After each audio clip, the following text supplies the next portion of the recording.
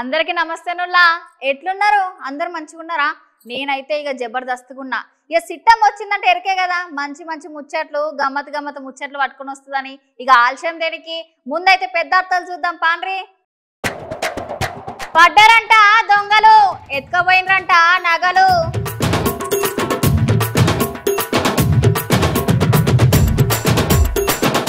వలల పడ్డ పులస చేప అంబకంలా 24,000 ధర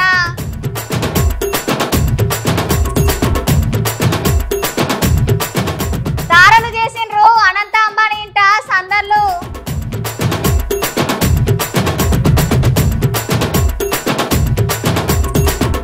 అవనిగడ్డ అమ్మవారికి ముప్పు యాజమాన్యం దేనట తప్పు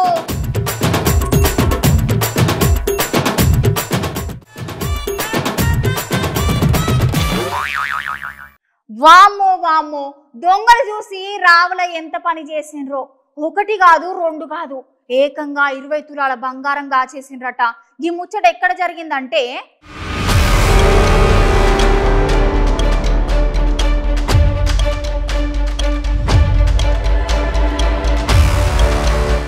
నీ దొంగతనాల మీద మనువయ్యా మొన్నటి దాకా తెలంగాణలో చెడ్డి దొంగలు చుడి దొంగలు తయారైతే ఇప్పుడు ఆంధ్రాలో కూడా దొంగతనాలు చేస్తున్నారు దొంగలు ఎంత మంచిగా ఇండ్లకు తాళాలు వేసుకున్నా కూడా బందోబస్తు వాటిని పలగొట్టి లోపలున్న సరుకు సామాను మొత్తం సదురుకొని పోతున్నారు ఈ కరుడు కట్టిన దొంగగాలు అసలు ముచ్చటలకు పోతే ఆంధ్రప్రదేశ్ రాష్ట్రం నంద్యాలలో దొంగలు రెచ్చిపోతున్నారు పొల్లి అక్కడే ఉన్న స్థానిక పట్టణం జగజాని నగర్ లా ఇంటికి ఉన్న పెద్ద గేట్ కు తాళం వేసి ఉన్నదని ఆ తాళాన్ని పలగొట్టి దొంగలు ఇంట్లోకి పోయి దొంగతనం చేసిర్రు ఒకటి కాదు రెండు కాదు ఏకంగా 20 తులాల బంగారం 1 లక్ష రూపాయల నగదు మొత్తం సదురుకొని ముళ్ళే కట్టుకుని పోయిర్రు అయితే ఇంటి యాజమాని వాళ్ళ హాస్పిటల్ కు పోయింది చూసి ఈ దొంగగాలు వాళ్ళ ఇంట్లో దొంగతనానికి పాల్పడ్డారు అయినా ఈ దొంగలను అదుపు చేసిన ఎవరి వల్ల అయితలేదు మనమే కొంచెం అంతా జాగ్రత్తగా ఉండాలి గట్లనే పోలీసులు కూడా దర్యాప్తు చేసి ఆ దొంగలను పట్టుకోవాలి అని ఈ వీడియో చూసిన వాళ్ళందరూ అంటున్నారు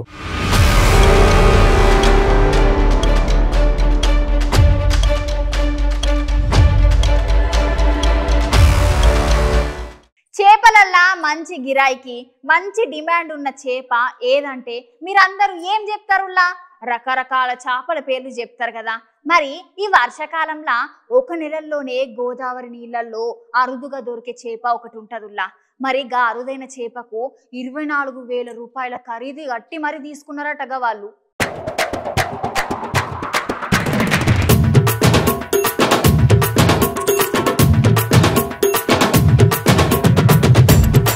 మీ అందరికో సామెత ఎరకనే గారు నుల్లా పుస్తెలు అమ్ముకోనైనా పులస చేప కూర రుచి చూడాలంటారు కదా మరి ఈ పులుసు ఎక్కడ దొరుకుతుందని మీరు అందరు అనుకుంటారు కదా ఈ పులుసు చేప సంవత్సరానికి ఒకటేసారి గోదావరి మంచినీళ్ళలో దొరుకుతుంది ఇది సంవత్సరానికి ఒకటేసారి దొరుకుతుంది కాబట్టి పెద్ద పెద్ద డబ్బున్న ఆసాంలో అందరూ ఈ పులుసు చేపను కొనుక్కొని తినేదానికి మస్తు హుషారు పడతారు ఇట్లా చెప్పుకుంటూ పోతే ఈ పులుసు చేపకైతే చాలా చరిత్ర ఉన్నదని చెప్పుకోవాలుల్లా ఈ పులుసు చేప ఈ వానాకాలం దొరికితే వాళ్ళంత అదృష్టవంతులు ఎవ్వరు లేరు అయితే ఇప్పుడు మన గోదావరి నీళ్ళలో వచ్చిన కేజీన్నర పులుసు చేపకు ఏకంగా 24,000 అమ్ముడపోయింది మరి పులుసనా మజాక గోదావరి నీళ్ళలో వచ్చే పులుసుకు గింత కంటే ఎక్కువ డిమాండే ఉంటుంది ఇంకా అంబేద్కర్ కోనసీమ జిల్లా సకినేటిపల్లి మండలం అప్పనరాముని లంకకు చెందిన ఒక చేపలు పట్టే వ్యక్తికి ఎర్ర నీళ్ళ గోదావరిలో చేపలు పడుతుంటే వాన నీళ్ళకు ఎదురెక్కిన పులుస అయిన వలలో చిక్కింది ఈ కేజీన్నర పులుస చేపను ఆ మత్స్యకారుడు వేలం వేస్తే చాలా మంది పోటీగా వేలం పాటలో అప్పన్నరాముని లంకకు చెందిన మాజీ సర్పంచ్ బర్రెసీని 24,000 రూపాయలు కొనుగోలు చేసిండు పోర్రి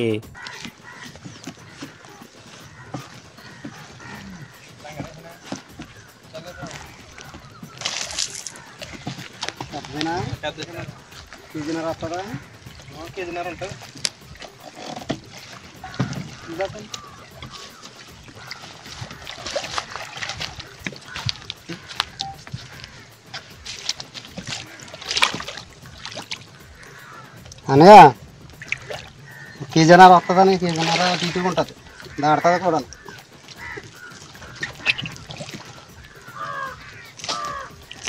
ఎంత అబ్బాయి ఏముండే 30,000 మేము చేపలు పట్టుకున్న వాళ్ళకి చెప్పరా చేప పడలేదు వచ్చినా ఫస్ట్ చేప కదా ఇప్పుడే పట్టదు ఎక్కడ పడలేదు ఇక్కడ ఎక్కడ తెలుసు కదా ఏటకెళ్తాం ఇంకా తెప్పించలేదు కూడా తప్పించండి చెప్పండి 22,000 కావద్దు అనయ్య బాగుంది చేప బాగానే ఉంది మరి ఇది ఎక్కడ ఆడతలేదు. తప్పెత్తలేదని చెప్పి ఇంకా వాళ్ళు ఇప్పుడు తప్పుతున్నారు. ఎక్కడ యానంగా అని వాళ్ళ కానీ ఎక్కడ వెళ్తలేదు. ఇది ఫస్ట్ మన పడ్డది వెళ్తే మొక్కలు చెప్తున్నారు. వాళ్ళు 2 ఏళ్ళకి అడిగాను నేను.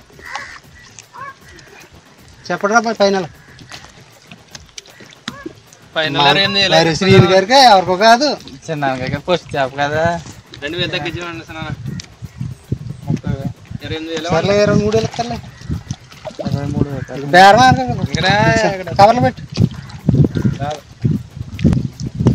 24 వేలు ఇస్తాను. ఇదే మాట్లాడుకుంటే అనంత అంబానీ పెండ్లి వేడుకలల్లా దేశ విదేశాలకు సంబంధించిన తారలతోటి సందడి సందడి నెలకొన్నదుల్లా ఆకాశం అంత పందిరేసి భూదేవంత మండపంలా అంగరంగ వైభవంగా జరిగింది ఈ అనంత అంబానీ పెండ్లి. మరి మల్లో మల్క చూసొద్దాం పాండ్రి.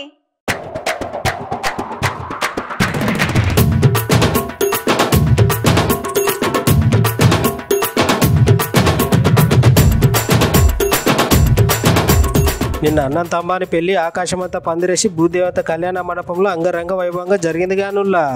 ఈ పెళ్లి వేడుకలలో దేశ విదేశాలకు సంబంధించిన తారాలు, ధనవంతులు, గట్లనే క్రికెటర్లు, మన తెలుగు తారాలు కూడా సందడి సందడి చేసిరనే చెప్పాలి. ఈ పెళ్లిలా ప్రపంచంలో ఎక్కడ కన్వీనియర్ గాని రీతిలో అనంత అంబానీ పెళ్లి చేయాలనుకున్నాడేమో కానీ వాళ్ళ తండ్రి ముఖేష్ అంబానీ అయితే ఘనంగా చేస్తున్నాడు. ఎక్కడ ఖర్చుకి వెనకాడకుండా వేసుకునే బట్టల కానుంచి చేతికి పెట్టుకునే వాచ్ దాకా అన్ని బ్రాండే. మరి గట్లుంటుంది పెద్దోళ్ళ పెళ్లిలు అంటే. అంబానా మజాక అంటున్నారు ఈ అనంత అంబానీ పెళ్లి వేడుకలు చూసిన జనాలందరూ.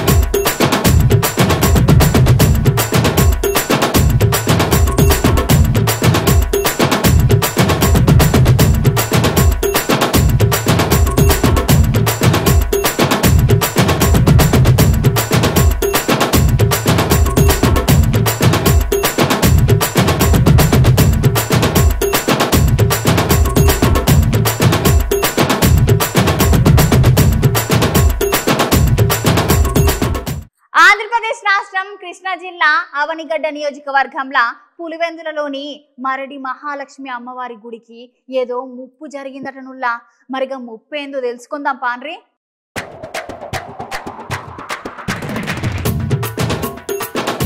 పాపం ఇక్కడ ఉన్న అమ్మవారికి దీపం పెడదామంటే కనీస వసతి కూడా లేదు. కొద్దిపాటి వర్షానికి ఆలయం లోపలికి నీళ్ళు వచ్చి ఆలయంలో దీపారాధన కూడా చేయకుండా ఉన్నటువంటి పరిస్థితి ఏర్పడుతున్నది. మళ్ళీ ఇక్కడ ఉన్న అమ్మవారి చరిత్ర 86 ఏళ్ల చరిత్ర.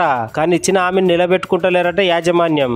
అసలు ఈ ముచ్చట ఎక్కడ జరిగిందంటే కృష్ణా జిల్లా అవనిగడ్డ నియోజకవర్గంలో జాతీయ రహదారి టోల్ గేట్ నిర్మాణ సమయంలో అక్కడున్న యాజమాన్యం ఇచ్చిన హామీలు అమలు చేయకపోవడంతో అవనిగడ్డ మండలం పులిగడ్డలో మరిడి మహాలక్ష్మి అమ్మవారి దేవాలయం ఇట్లా తయారైతున్నది. ఇది వర్షాకాలం కాబట్టి పడ్డ కొద్దిపాటి వర్షానికి దేవాలయం మొత్తం నీటిమయమై దీపారాధన కూడా చేయరాకుండా ఉన్నదంట. అయితే గుడి పక్కకు నిర్మించిన హైవే టోల్గేట్ కారణంగా ఇట్లాంటి ముప్పు సంభవిస్తున్నదని అక్కడ ఉన్న భక్తులందరూ అంటున్నారు. గట్లని యాజమాన్యం ఇచ్చిన డిమాండ్ ని ఎంబట నెరవేర్చాలని చెప్తున్నారు భక్తులు. మరిడి మహాలక్ష్మి గుడి అప్పుడు వేసినప్పుడు ఏంటన్నారు, టోల్గేట్ వాళ్ళు వీళ్ళందరూ కూడా ఉన్నారండి. చాలా మంది పెద్ద మనుషులు వచ్చారు.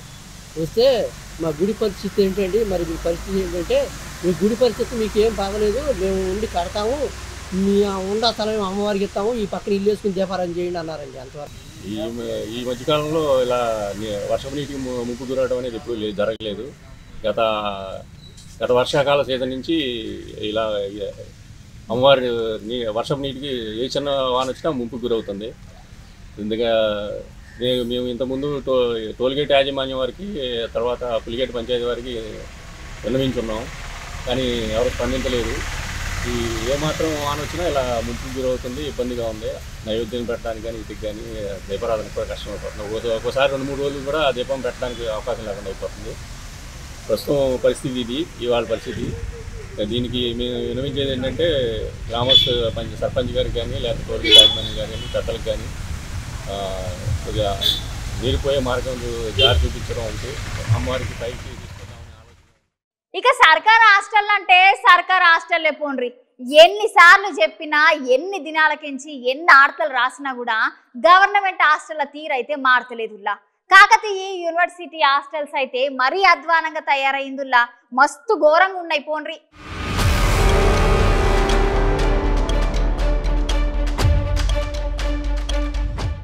నీ ఏందో ఏమో పో. ఈ తెలంగాణలో ఉన్న సర్కార్ హాస్టళ్ల సంగతి ఒక్కటి ఉంటే ఒకటి చక్కగా ఉండనే ఉండదు. ఇట్లాంటి హాస్టల్లో ఉండే బాలికలందరూ వసతులు లేక మస్తు కష్టాలు పడుతున్నారనే చెప్పాలి ఈ హాస్టళ్ల వల్ల. ఈ ముచ్చట్లో భాగంగానే హన్మకొండ జిల్లాలో కాకతీయ యూనివర్సిటీ పోతన బాలికల హాస్టల్లో అర్ధరాత్రి స్లాబ్ కుప్పగూలిపోయి కింద పడ్డది.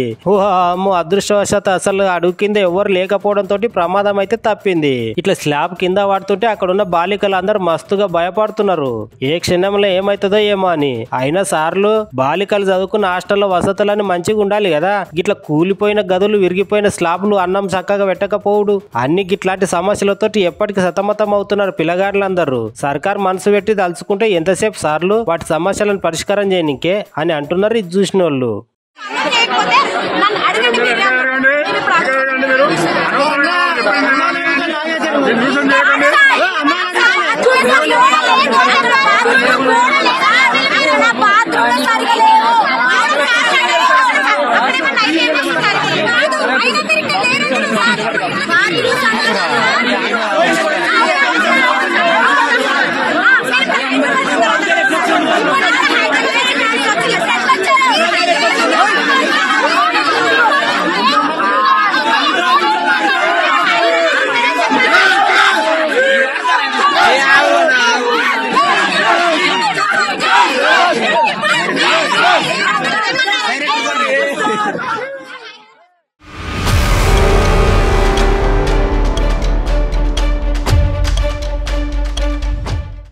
ఆంధ్రప్రదేశ్ రాష్ట్రంలో రాజోలు ఉన్నది కదా. ఇక గా నియోజకవర్గంలో ఉన్న జనసేన పార్టీల లొల్లులు, విభేదాలు షురువైతున్నాయట.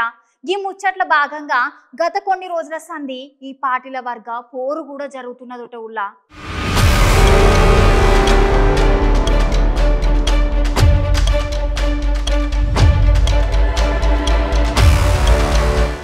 మొన్నటిదాకా ఎక్కడ చూసినా ఆంధ్రప్రదేశ్లో జనసేన పార్టీకి 21 స్థానాలకు 21 స్థానాలు గెలిచింది. కుంభస్థలాన్ని బద్దలు కొట్టిందని మస్తుగా పాజిటివ్ గా మాట్లాడుకున్నారు. గానులా ఏకంగా మాజీ సీఎం జగన్మోహన్ రెడ్డిని గద్దె దింపి ఇప్పుడు పవనాల్ సార్ డిప్యూటీ సీఎం అయిండు.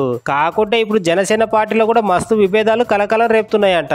అయితే ఆంధ్రప్రదేశ్ రాష్ట్రం రాజోలు నియోజకవర్గంలో జనసేన పార్టీలో గత కొద్ది కాలం సంధి ఎవ్వలకు తెలియని వర్గ విభేదాలు శురువైనవంట ఎప్పటి నుంచో. కాకపోతే ఇప్పటిదాకా అవి ఏ ఒక్కటి బయటపడలేదు. ఇప్పుడిప్పుడే కొత్తగా వెలుగులోకి వస్తున్నాయి జనసేన వర్గ విభేదాలు. అయితే రాజోలు నియోజకవర్గంలో జరుగుతున్న ఒక పుట్టినరోజు వేడుకకు వచ్చిన జనసేన నాయకులు, కార్యకర్తలు 2 వర్గాలుగా వీడిపోయి నడి రోడ్డు మీద ఒకరిపై ఒకటి దాడి చేసుకున్నారు. ఎంత చిత్రముల్లా, ఒకే పార్టీకి సంబంధించిన నాయకులందరూ కొట్టుకునుడే అంటే మామూలు ముచ్చట్లనా ఇది? అయితే ఎన్నికలు ముగిసిన తర్వాత ఎన్ఆర్ఐ వెంట పతిరాజుకు జనసేన పార్టీ ఇలా మరొక వర్గానికి వర్గ విభేదాలు ఎక్కువ ఇట్లా జరుగుతున్నాయంట.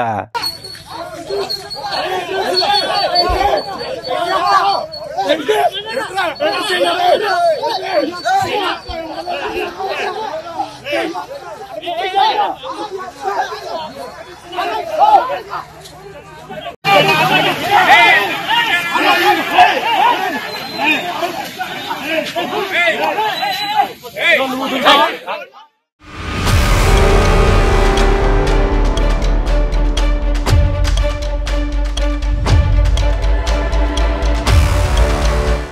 తెలంగాణలో ఎన్నికలు అయిపోయిన సంధిగా కాంగ్రెస్ పార్టీ అయితే మస్తు జోరు చూపిస్తున్నదని చెప్పాలుల్లా. ఎందుకంటే సాప కింద నీరు లెక్క తయారై టిఆర్ఎస్ పార్టీని మొత్తం గుండు సున్నా చేస్తున్నది వరుస ఎమ్మెల్యేల ఎమ్మెల్సీల జాయినింగ్లతోటి.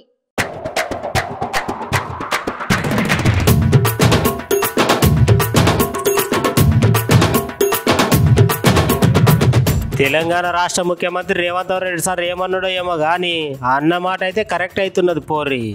ఈ తెలంగాణలో బీఆర్ఎస్ పార్టీ లేకుండా చేస్తానని శబ్దం చేసిన మాట నిజమే అవుతుందిలా. ఎందుకంటే గట్లున్నది మరి కాంగ్రెస్ పార్టీలో వాళ్ళ జోరు. మొన్నటికి మొన్న 6 ఎమ్మెల్సీలు, దాని తర్వాత ఎమ్మెల్యేలు వరుసగా జైనింగ్లతోటి రేవంత్ రెడ్డి సార్ కండువ కప్పి కాంగ్రెస్ పార్టీలో చేరిక చేసుకున్నాడు. ఇప్పుడు కూడా గదే ముచ్చట రిపీట్ అయిందిలా.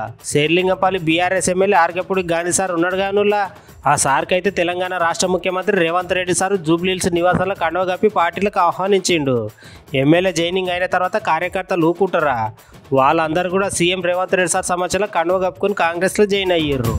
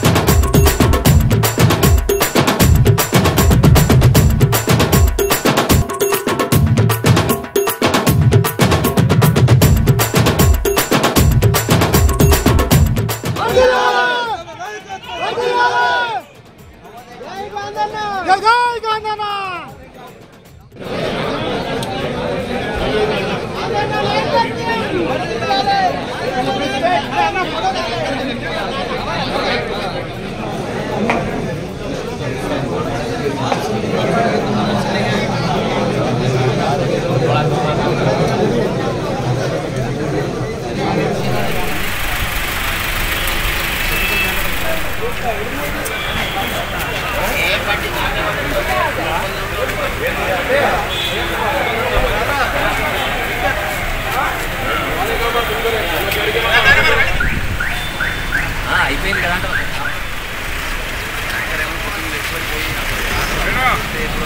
వచ్చినప్పుడు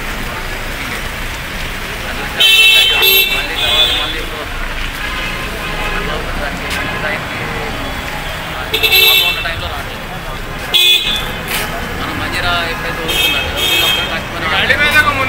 వద్దని చెప్పి స్టోరేజ్ ఉంటుంది. ఇవాళ ఆంధ్రప్రదేశ్ రాష్ట్ర ముఖ్యమంత్రి నారా చంద్రబాబు నాయుడు సారు గుంటూరు జిల్లాలోని అనంతశేష ఆలయాన్ని సందర్శించుకొని ఇక అనంతుని పూజ కార్యక్రమంలో పాల్గొన్నాడట సారు. మరి ముచ్చట్లేందో చూసొద్దాం పాన్రి.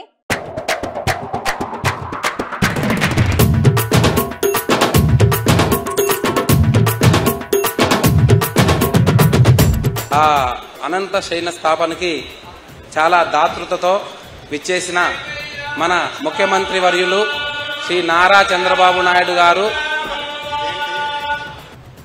హరే కృష్ణ గోకుల క్షేత్ర 150 కోట్ల రూపాయలకు ప్రాజెక్ట్ ఇది ఈరోజు ప్రారంభించారు. మీరిప్పటికే కాంట్రిబ్యూట్ చేశారు. ఈ ఒక్క ప్రాజెక్టే కాదు, ఎన్ని ప్రాజెక్టులు చేయడానికైనా మీరు సిద్ధంగా ఉన్నారని ఈ దేశంలో మీరందరూ నిరూపించారు. ఇప్పటికి 20 ప్రాజెక్టులు ఇండియాలో ఉన్నాయి. ఒక 5 ప్రాజెక్టులు ప్రపంచం మొత్తం ఉన్నాయి. ఇదే సమయంలో ఇస్కాన్ కూడా సిస్టర్ కంపెనీ, వీళ్ళిద్దరూ కూడా పోటీపడి ఇలాంటి కార్యక్రమాలు చేయడంలో ముందున్నారు. వాళ్ళు కూడా ఒక 100 టెంపుల్స్, ఇలాంటి టెంపుల్స్ని క్రియేట్ చేసే పరిస్థితికి వచ్చారు. నాకు అనిపిస్తుంది ప్రార్థనాలయాలు ఏ మతమైనా కావచ్చు, కానీ ఇవి కానీ లేకపోతే ఇప్పుండే జైళ్లు చాలవు. నేరాలు ఘోరాలు విపరీతంగా పెరిగిపోతాయి. ఇంకొక పక్క హాస్పిటల్ కూడా చాలవు. చాలా మెంటల్ హాస్పిటల్ కూడా కట్టాలి, అప్పుడు మామూలు హాస్పిటలే కాదు. అలాంటిది ఒక ధర్మాన్ని కాపాడడం కోసం మనందరికి కూడా ఒక విశ్వాసం కల్పించే వ్యవస్థ ఉండడం మన అదృష్టం. ఎప్పుడు కూడా మీరు ఒకటి గుర్తుపెట్టుకోవాలి, ఈ ప్రపంచాన్ని నడిపించేది ఒక నమ్మకం. ప్రపంచంలోనే తెలుగు జాతి నెంబర్ 1 జాతిగా ఉండడానికి ఆశీర్వదించండి. ప్రపంచంలోని ఇండియన్స్ అందరూ కూడా గ్లోబల్ సర్వీసెస్ అంటే ప్రపంచంలో ఉండే ప్రజలకు సేవలు అందించే అవకాశాన్ని కల్పించండి. ఈ దేశంలో పేదరికం లేని సమాజం, అందుకే ఇటీవల నేను మాట్లాడుతున్నా జీరో పావర్టీ. మనందరి బాధ్యత. సమాజం మనకి ఇవన్నీ ఇచ్చింది. ఈరోజు నేను ఒక ముఖ్యమంత్రిగా ఉన్నా, రమణ గారు former chief justice of India అయినా, లేకపోతే వేదిక పైన ఉండే పెద్దలు కొంతమంది మంత్రులైనా, ఇక్కడికి ఉండేవాళ్లు వివిధ రంగాల్లో బ్రహ్మాండంగా రాణిస్తున్నా, ఇది మనకు సమాజమే ఈ అవకాశం ఇచ్చింది. నా ఉద్దేశం ఒకటే, భారతీయులు బాగుండాలి, అందులో అగ్రస్థానంలో తెలుగు జాతి ఉండాలనేది నా ప్రగాఢమైన ఆకాంక్ష, అది నా కోరిక. అందుకే నేను మిమ్మల్ని అందరినీ కోరుతున్నా, ఇలాంటి మంచి కార్యక్రమాలకి మీ వంతు సహకారాన్ని కూడా అందించండి. ఇగో గివ్వుళ్ళయ్యాల్టి ముచ్చట్లు. మళ్ళా సిట్టమ్మ కొత్త కొత్త ముచ్చట్లతోటి మళ్ళా కలుస్తుంది. అంతవరకు ఉంటాం మళ్ళా.